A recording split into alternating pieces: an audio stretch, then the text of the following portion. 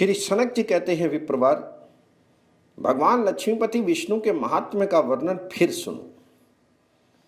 भगवान जी की अमृतमय कथा सुनने के लिए किसके मन में प्रेम और उत्साह नहीं होता।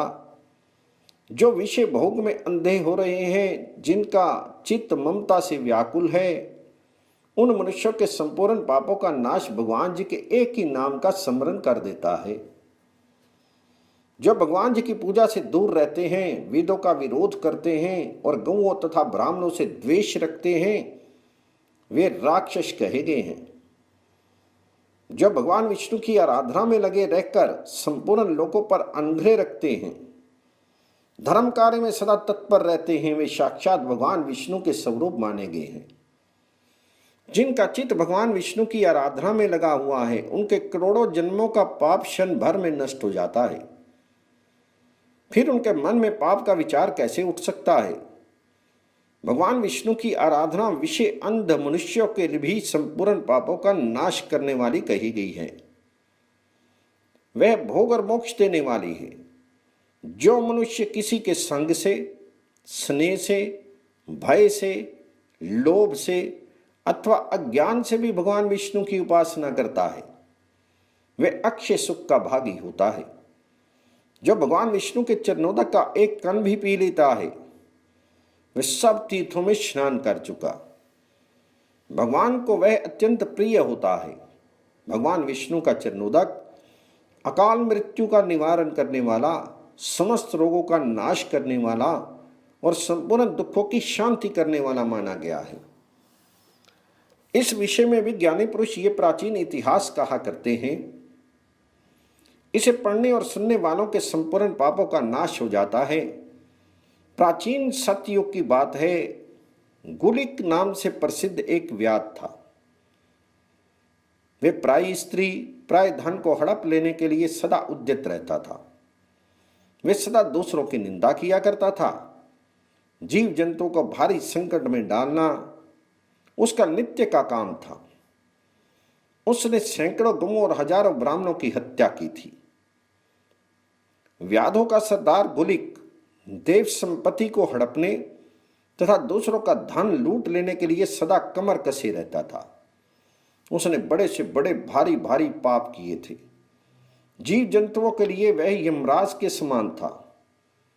एक दिन वह महापापी सौवीर नरेश के नगर में गया, जो संपूर्ण ऐश्वर्यों से भरा पूरा था। उसके ऊपर में भगवान विष्णु का एक बड़ा सुंदर मंदिर था, जो सोने के कलशों से छाया गया था। उसे देखकर व्याध को बड़ी प्रसन्नता हुई। उसने निश्चय किया, यहां बहुत से सोने के कलश हैं, इन सब को चुराऊंगा। ऐसा विचार करके व्याध चोरी के लिए लालची होकर उठा और मंदिर के भीतर गया। वहां उसने एक श्रेष्ठ ब्राह्मण को देखा, जो परम शांत और तत्वार्थ ज्ञान में निपुण थे। उनका नाम उत्तंक था। वे भगवान विष्णु की सेवा पूजा कर रहे थे। उत्तंक तपस्या की निधि थे। वे एकांतवासी, दयालु, निष्प्रय तथा भगवान जी के ध्यान में प्रायण थे। उस व्याध ने उन्हें अपनी चोरी में विघ्न डालने वाला समझा। वह देवता का संपूर्ण धन हड़प लेने के लिए आया हुआ अत्यंत साहसी लुटेरा था और मद से उन्मत्त हो रहा था। उसने हाथ में तलवार उठा ली और उत्तंक जी को मार डालने का उद्योग आरंभ किया। मुनि को भूमि पर गिराकर उनकी छाती को एक पैर से दबाकर उसने एक हाथ से उनकी जटाएं पकड़ ली और उन्हें मार डालने का विचार किया। इस अवस्था में उस व्याध को देखकर उत्तंक जी ने कहा, अरे ओ साधु पुरुष, तुम व्यर्थ ही मुझे क्यों मार रहे हो? मैं तो निरपराध हूं। बताओ तो सही, मैंने तुम्हारा क्या अपराध किया है? लोक में शक्तिशाली पुरुष अपराधियों को दंड देते हैं, किंतु सज्जन पुरुष पापियों को भी अकारण नहीं मारते हैं।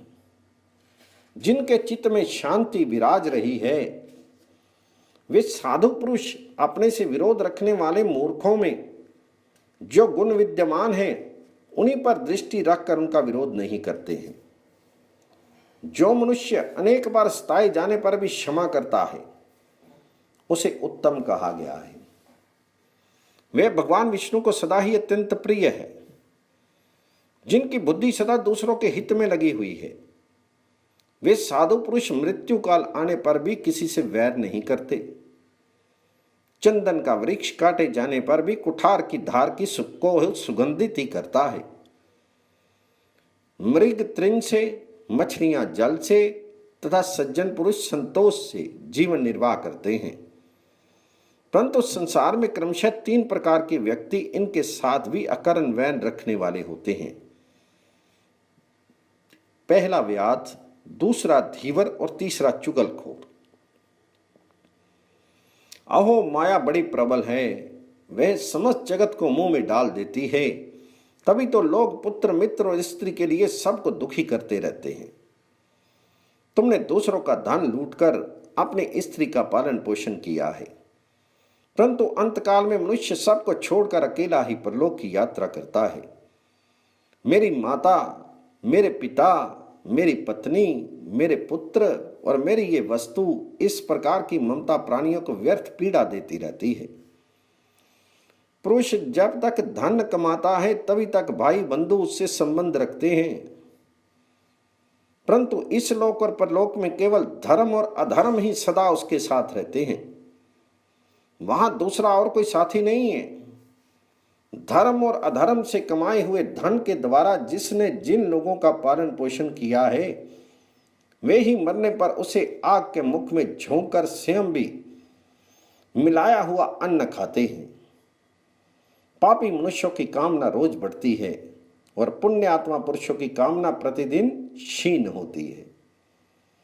लोग सदा धन आदि के उपार्जन में व्यर्थ ही व्याकुल रहते हैं। जो होने वाला है वह होकर ही रहता है और जो नहीं होने वाला है वह कभी हो ही नहीं सकता है। जिनकी बुद्धि में ऐसा निश्चय होता है उन्हें चिंता कभी नहीं सताती। ये संपूर्ण चराचर जगत देव के अधीन है, अतः देव ही जन्म और मृत्यु को जानता है। ममता से व्याकुल चित्त वाले मनुष्यों का दुख महान है, क्योंकि वे बड़े बड़े पाप करके भी दूसरों का यत्न पूर्वक पालन करते हैं। मनुष्य के कमाए हुए संपूर्ण धन को सदा सब भाई बंधु भोगते हैं, किंतु वह मूर्ख अपने पापों का फल स्वयं अकेला ही भोगता है। ऐसा कहते हुए महर्षि उतंग को गुलिक ने छोड़ दिया।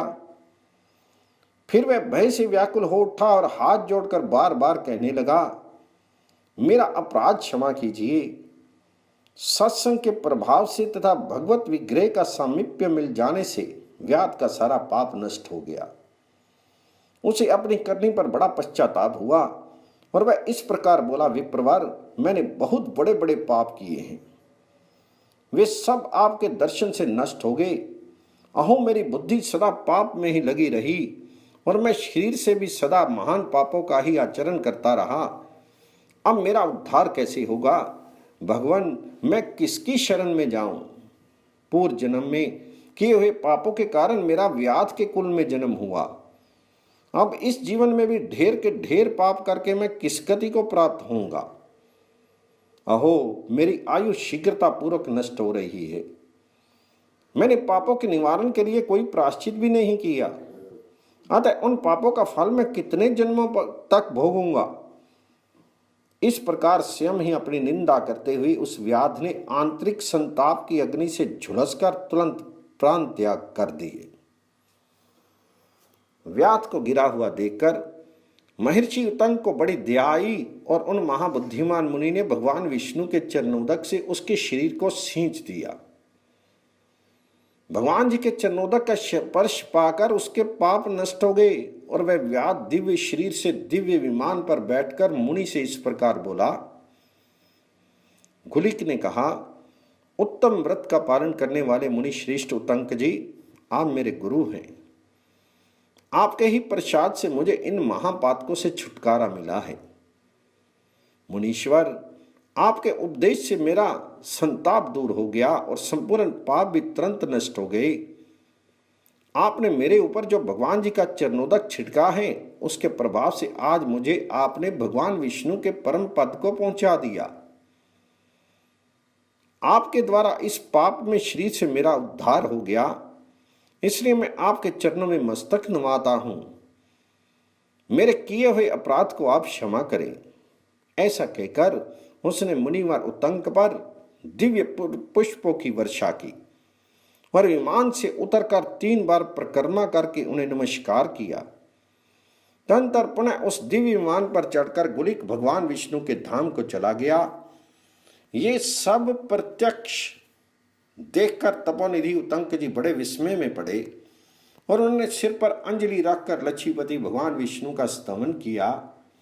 उनके द्वारा स्तुति करने पर भगवान महाविष्णु ने उन्हें उत्तम वर दिया और उस वर से उत्तंक जी भी परम पद को प्राप्त हो गई।